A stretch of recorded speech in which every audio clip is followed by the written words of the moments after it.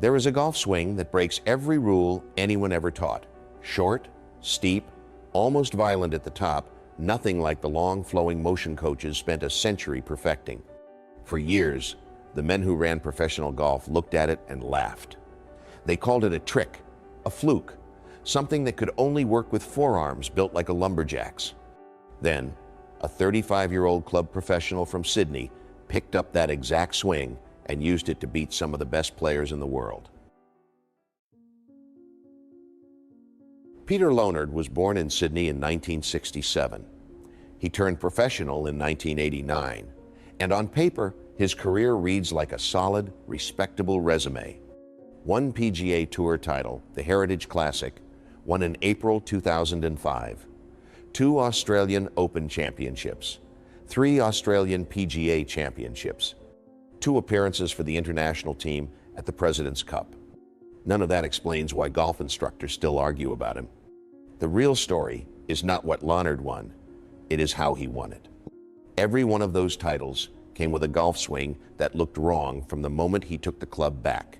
A swing built by a coach most of the golf world had never heard of, using a method most professionals refused to take seriously.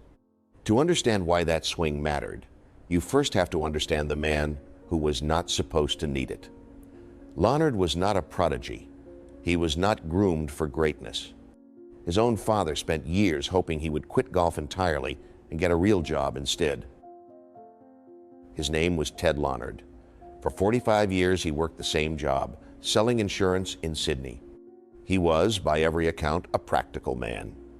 The kind who believed in steady paychecks, not 6-foot putts on the 18th green. One golf writer later called him the opposite of Earl Woods, the father who built Tiger Woods into a champion from the age of 2.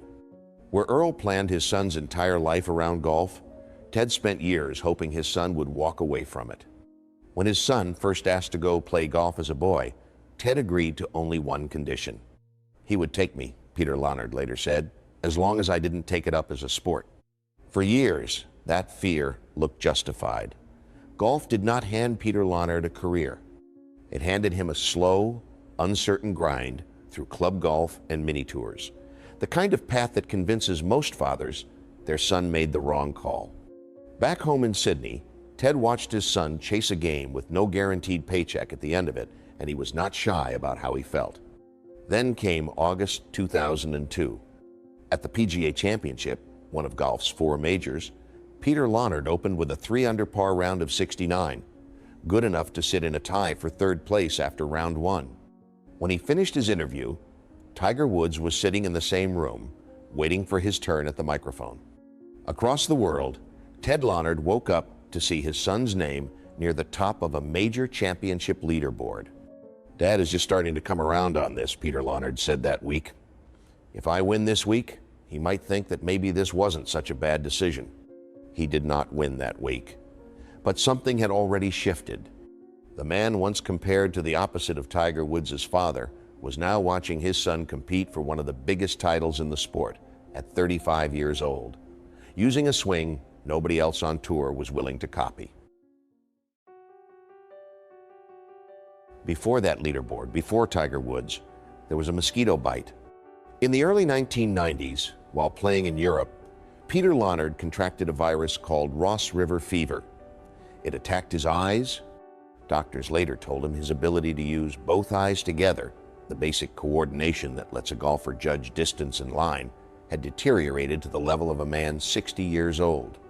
He was sidelined for nearly 18 months. For a professional golfer trying to build a career, that kind of layoff usually ends things quietly. Lonard went home to Sydney and took a job as a club professional at Oatlands Golf Club, the same course where he had once been a junior member. He gave lessons. He worked the shop. He was, by any normal measure, finished as a touring player. Years later, he described that collapse in a way almost nobody expects. "If I had stayed in Europe and not done any good, that would have killed my career," Lonard said. "Because the Ross River stopped it altogether, and I was lucky enough to go back to Oatlands, where I'd been a junior, and I knew all the members. It just gave me time to put my health back together. The club let him train while he worked. His eyes slowly recovered, and somewhere in those quiet years away from the tour, doing lessons at a suburban course in Sydney, Peter Lonard crossed paths with a coach who taught golf differently than anyone else in the country, a method that would turn his broken comeback into something else entirely.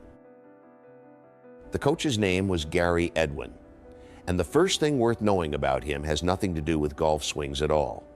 He was born Gary Player, the same name as one of the greatest golfers alive. For years, that coincidence caused nothing but trouble. He was once stopped by police for a traffic violation, and when he gave his name, the officers refused to believe him. They assumed he had stolen a golf bag with Gary Player printed on it. Eventually, tired of being mistaken for someone else, he changed his name to Gary Edwin. By the time Peter Lonard found him, Edwin had spent decades building a teaching philosophy he called the right-sided swing. And to understand why it mattered, you have to understand what it rejected. Most golf instruction teaches a player to shift away from their starting position on the backswing to coil, to load up power by moving off the spot where they began. It creates distance, but it also creates a problem. The golfer now has to time their way back to the exact same position at impact every single swing for an entire career. Edwin's method removed that problem entirely. The starting position itself had a name, the reverse K, a setup where the spine tilts away from the target before the club ever moves. Instead of shifting off that shape, the golfer rotated around it, keeping the same spine angle from the first move of the backswing to the moment the club met the ball. Nothing drifted. Nothing had to be timed back into place. The power came from a different source, a stable center paired with fast, direct hand speed, not a big body coil built on perfect timing. It is why the swing looks so strange to outsiders, short, steep, compact, in a game that worshipped long, flowing motion. But it was not smaller because it was weaker. It was smaller because it had nothing to correct. Over the years, hundreds of coaches trained under him. 14 of his students played on the Australasian Tour at once. 5 of them, including Peter Lonard, made it all the way to the PGA Tour in America. But in the late 1990s, when those swings first started appearing on leaderboards in the United States, almost nobody believed what they were watching. At first, the reaction was laughter. When Gary Edwin's students began turning up on the PGA Tour, players and commentators treated their swings like a sideshow, something to glance at, snicker over, and dismiss. The swings did not look like anything taught at a golf academy. They looked like something that should not work. So the tour found an explanation that let everyone keep laughing. It was not the method, people said.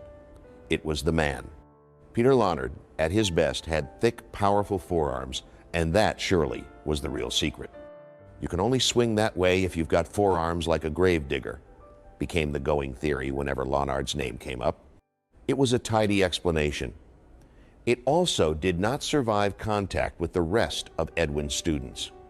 Paul Gow, with arms that had, as one observer put it, only a loose relationship with muscle, won 4 professional titles using the same swing, and once fired a round of 60 that broke a national scoring record.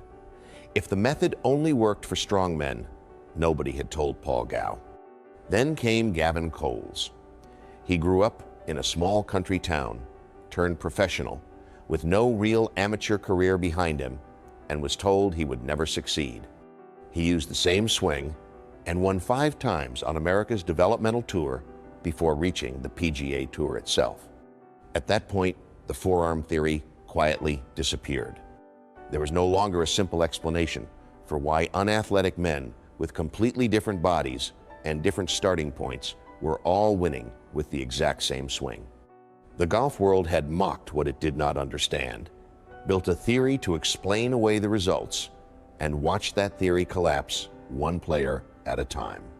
Nobody was laughing anymore, but almost nobody was willing to admit it either. The clearest answer to every skeptic came in 1997 at the Australian Masters. Lonard was still rebuilding his career at that point, working as a club professional and playing when his home course allowed it. He had told himself that if he did not win before the season ended, something had to change. The Australian Masters was that season's last chance. He won it. Years later, Lonard was blunt about what that title actually meant to him. Probably for me personally, he said, I would say my win at the 1997 Australian Masters had more impact on my career than either of my Australian Open wins. It gave him the confidence to chase a European Tour card and eventually a place on the PGA Tour in America.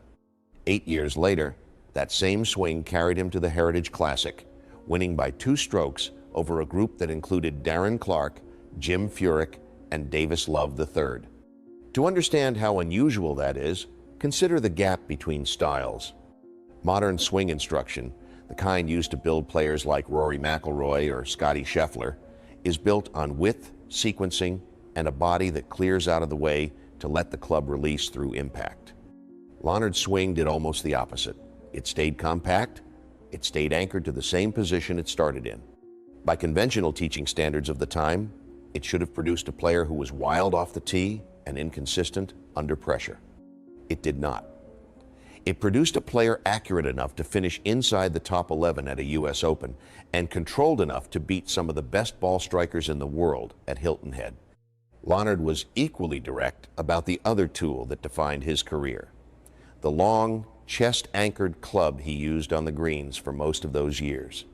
In 2016, golf's governing bodies banned that long, chest-anchored style worldwide. Lonard did not take the change quietly. I think they've made a mess of this rule, he said. Either let players do whatever they like, or force everyone to use the shortest club in the bag. There's no need to argue over whether it touches your body or not. By every rule modern golf takes for granted, none of it should have worked as well as it did. It worked anyway, for the better part of 2 decades, on 3 different continents.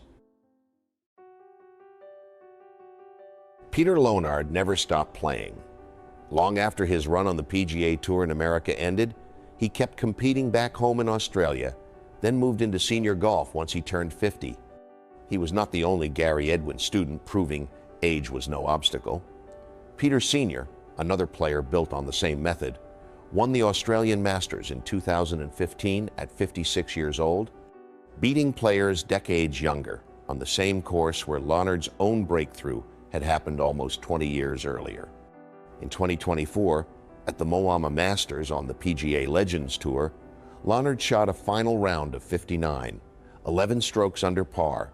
It was the first sub-60 round in the history of that tour. He was 56 years old, the exact same age Peter Sr. had been when he shocked the same tournament 9 years before. It's pretty special, and something I'll remember for a long time, he said afterward. Sometimes you just have those days where everything goes in. Gary Edwin received his own recognition. In 2021, he was awarded the Medal of the Order of Australia for services to golf, a formal acknowledgement, decades late, for a teaching method the sport had once treated as a joke. Between them, Edwin's students earned close to $100 million in prize money across nearly every professional tour in the world. None of them swung the club the way golf instruction said they should. All of them won anyway. Peter Lonard was never the most talented player of his generation. He did not have the smoothest swing, the longest drives, or the resume of a Hall of Famer.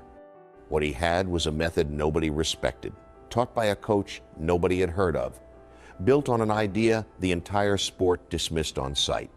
It was laughed at. Then it won for over 20 years. In the end, that turned out to be the only argument that mattered.